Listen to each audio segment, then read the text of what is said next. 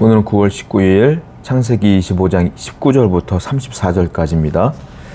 19절 말씀을 읽어보겠습니다. 아브라함의 아들 이삭의 족보는 이러하니라. 아브라함이 이삭을 낳았고, 아브라함의 아들 이삭의 족보는 이러하니라 이렇게 시작되는데요. 여기 보면은 아브라함의 아들 이삭 이렇게 표현하고 있어요. 이것은 무슨 말이냐면 그냥 단순히 이삭의 족보는 이러하니라 이렇게 말하지 않고 아브라함의 아들 이삭 이렇게 표현한 것은 이삭이 아브라함의, 즉 하나님과 아브라함은 언약했잖아요. 그 언약이 이젠 이삭에게로 흘러갔다. 하나님의 언약의 상속자가 이제는 이삭이다라는 표현을 하기 위해서입니다. 그리고 이삭의 족보는 이러하니라 라고 표현됐는데, 족보는 단순히 우리가 알고 있는 계보 이런 뜻이 아니라 가족의 이야기를 뜻해요. 이제는 아브라함의 이야기에서 상속자된 이삭의 이야기가 시작된다라는 것입니다. 그러니까 무슨 말이에요? 아브라함에게 있었던 모든 하나님의 은혜와 그 사건들과 이야기들이 이젠 그 은혜가 이어져서 이삭에게로 흘러갔기 때문에 이제 이삭이 하나님의 언약 백성으로서의 이야기가 시작된다 이런 거예요. 여러분, 그렇습니다. 우리는 자녀들에게, 우리 후손들에게 하나님의 언약과 하나님의 은혜를 이어줘야 되는 책임이 있어요. 그래서 하나님의 언약이 지속적으로 끊이지 아니하며 끊기지 아니하며 계속 우리 후손에게도 흘러가고 그 복이 넘쳐 흘러갈 수 있도록 하는 게 누구냐? 바로 우리가 해야 될 일이다. 이건 거룩한 책임입니다. 여러분 자녀에게 늘 기도함으로 말미암아 그들이 하나님의 신앙에 우뚝 솟을 수 있도록 늘 겸손하게 기도하고 하나님 말씀을 증거해야 될 줄로 믿습니다. 그래서 하나님의 은혜가 계속 흘러가야 되지 않겠느냐라는 거죠. 21절, 26절을 보게 되면 이제 이삭이 리브가와 더불어 결혼을 했고 이제 아이들을 낳게 돼요. 이제 2절 한번 읽어볼게요. 이삭이 그의 아내가 임신하지 못함으로 그를 위하여 여호와께 간구하매 여호와께서 그의 간구를 들으셨으므로 그의 아내 리브가가 임신하였더니 26절 보니까 몇 살에 낳느냐면 후에 나온 아우는 손으로 에서의 발꿈치를 잡았으므로 그 이름을 야곱이라 하였으며 리브가가 그들을 낳을 때 이삭이 60세였더라. 이삭이 60세에 쌍둥이를 낳아요. 첫 번째는 온몸이 불다하여 에서라고 이름을 졌고요. 두 번째는 쌍둥이인데 그 형의 발꿈치를 잡고 낳았다고 해서 우리가 알고 있는 것처럼 야곱이라고 이름을 지었습니다. 그런데 몇 살이라고요? 60세. 결혼은 40세에 했어요. 그러니까 20년 만에 아이를 갖게 된 겁니다.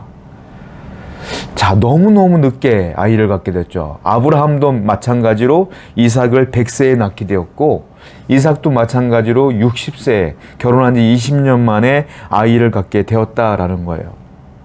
왜 하나님은 이렇게 늦게 아이를 주셨을까요? 그것은 바로 하나님의 섭리와 하나님의 때에 대한 은혜를 주시기 위함이다라는 겁니다. 만약에 바로 결혼하자마자 아이를 낳게 되면 그 아이에 대한 소중함, 그리고 하나님이 주셨다고 하는 그 개념과 신앙관이 흔들렸을 거예요. 내가 할 수 있다, 내가 했다라는 거예요. 그런데 20년 만에 아이를 가졌다는 건 정말로 하나님께 두 사람이 기도했을 것이고, 기도했다고 성경에 써 있지 않습니까? 그러니까 이것은 하나님의 은혜다라고 고백할 수밖에 없게끔 만드신 것이죠. 하나님의 섭리는 하나님의 때에 이루어집니다. 그리고 하나님의 방법으로 이루어집니다. 여러분들이 이 세상을 살아가는데 이것은 하나님이 했습니다 라는 고백이 나올 때까지 하나님은 참고 인내하신다라는 거예요.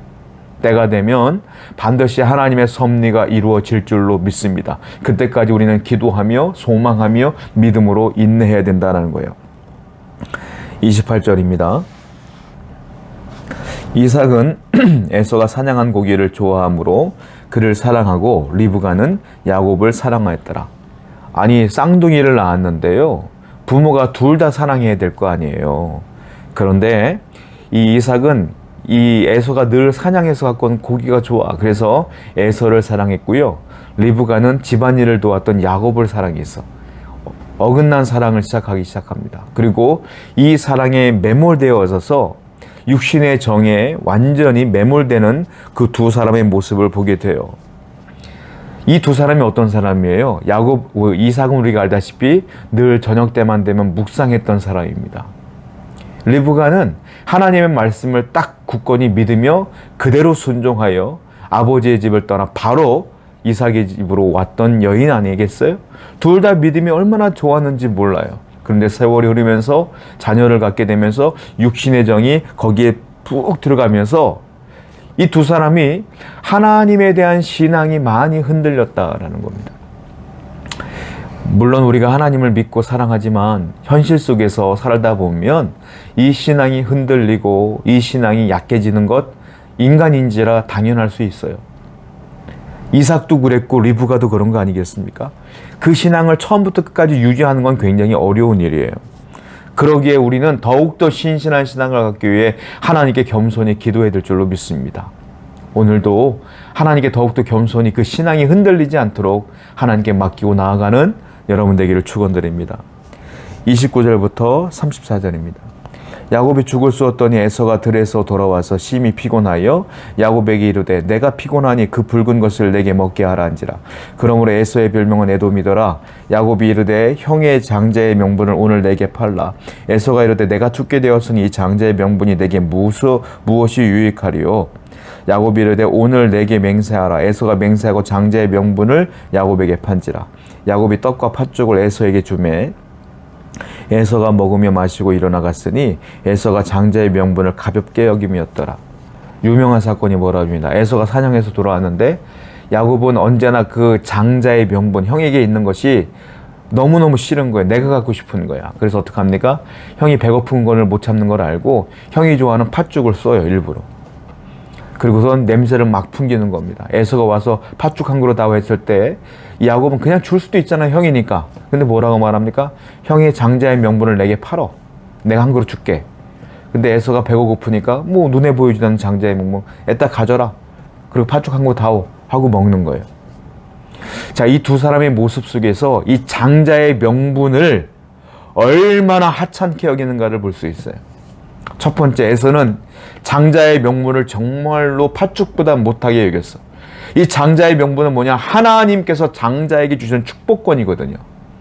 그걸 하찮게 여겨. 그 또 하나, 야곱도 마찬가지예요. 야곱은 이 장자의 명분을 얻기 위해서 뭘 지불했죠? 팥죽 한 그릇을 지불했어. 아주 얄팍한 술수를 부린 거예요. 하나님의 그 고귀하고 정말로 놀라운 축복권을 얻기 위해 팥죽 한 그릇이라는 얄팍한 방법으로 빼앗은 거예요. 형 에서나 빼앗은 팥죽으로 빼앗은 야곱이나 하나님 볼 땐 똑같은 거예요. 하나님의 그 고귀한 장자의 명분을 팥죽 한 그릇보다 못하게 여기는 에서나 그 팥죽 한 그릇을 얄팍한 술수로 빼앗는 야곱이나 하나님 볼 땐 똑같다. 결국은 이 두 사람은 거기에 대한 대가를 치릅니다. 아시죠? 야곱은 집에 쫓겨나서 평생을 집에 못 돌아옵니다. 그리고 에서는 언제나 동생을 미워하고 죽이려고 하는 마음으로, 억울한 마음으로 살게 되죠. 그리고 결국 축복권은 야곱에게로 흘러가는 것을 보게 됩니다.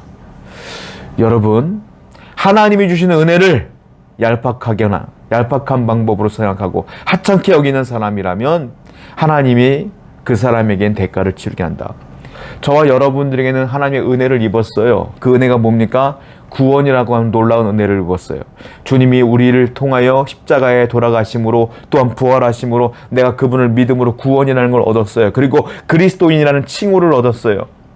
이 구원이라는 것, 그리스도인이라는 것, 여러분들이 우습게 여기고 아무것도 아닌 것처럼 여기면 하나님은 여러분들에게 대가를 주지 않겠느냐라는 거예요. 이게 얼마나 소중하고 고귀한 것인데, 그러므로 우리는 항상 내가 구원받은 것에 대한 감사함이 끊이지 않아야 되고 식어져서는 안 된다. 항상 하나님의 은혜에 감사하는 여러분 되기를 축원드립니다. 기도하겠습니다. 주님이 주신 것에 대한 감사가 끊이지 않게 하여 주시고, 비록 내게 이루어지지 않는 것들이 있다면 반드시 하나님의 섭리 가운데 이루어질 것을 믿게 하여 주옵소서. 예수님의 이름으로 기도드렸습니다. 아멘.